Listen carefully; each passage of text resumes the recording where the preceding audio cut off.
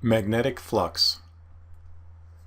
Magnetic flux describes the quantity of magnetic field lines that pass in a perpendicular direction through a given surface area and is represented by flux B equals B perpendicular times A. Phi is the Greek letter phi and stands for flux or flow. Adding the subscript B makes it magnetic flux. Electric flux, of course, would have a subscript of E. The unit of magnetic flux is the Weber, where 1 Weber equals 1 Tesla meter squared. And you can see that right here, right? Magnetic field is Tesla, area is square meter, so it's Tesla meter squared, and it's Weber. Again, named after a famous physicist. Another definition or reuse of something we've already seen in mechanics and electricity. We need the normal. The normal is a line that is perpendicular to a surface. So here's a surface kind of coming out of the board here. And you have a normal that is perpendicular. There's perpendicular to the top side of the surface. And here, coming underneath, is perpendicular to the underside. The magnetic flux would be at a maximum at any point on the surface where it is parallel to the normal. So it gets a little tricky here. I mean, right here as we kind of summarize it, where your magnetic field lines are perpendicular to the surface, it's at a maximum. But when you're perpendicular to the surface, you are parallel to the normal.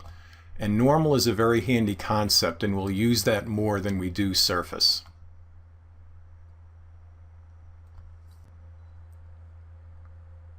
So we've defined magnetic flux and shown where it's a maximum and where it's a minimum. So let's get back to the guy whose name we took as units.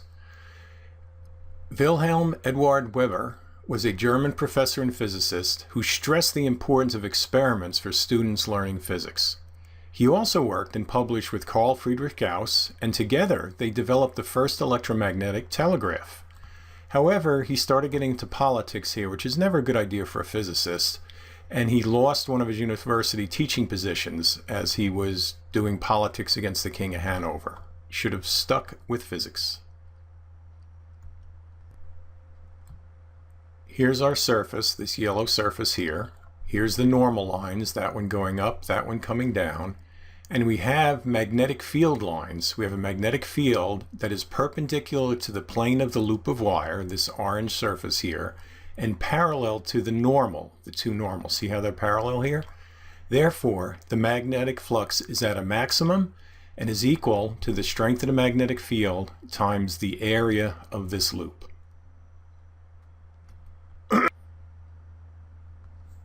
Again, here's our surface or loop of wire. The two normal lines are drawn, one below, one above, and we have a magnetic field that is parallel to the plane of the loop of wire, and it is perpendicular to the normal.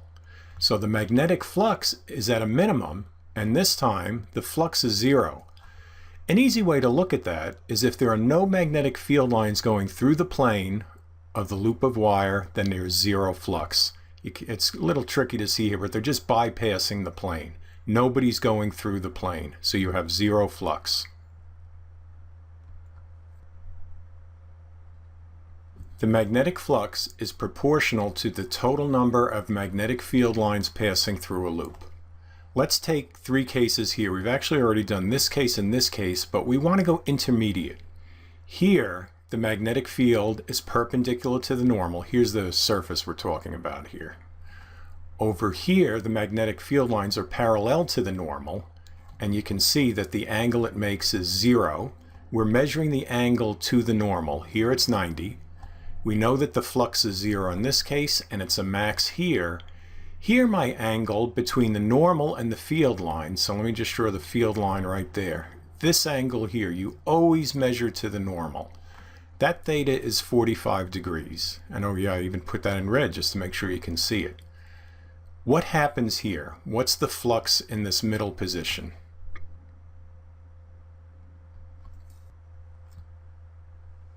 Here you have 0 flux because no lines are passing through the disk. Okay, this actually is infinitely thin, so we're not going to count that line there going through.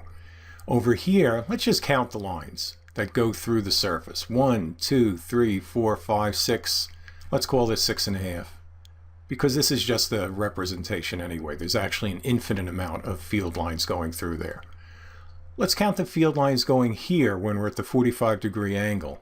1, 2, 3, 4, and it depends how you count this guy. We'll call him 5 anyway, all right? This is just approximations.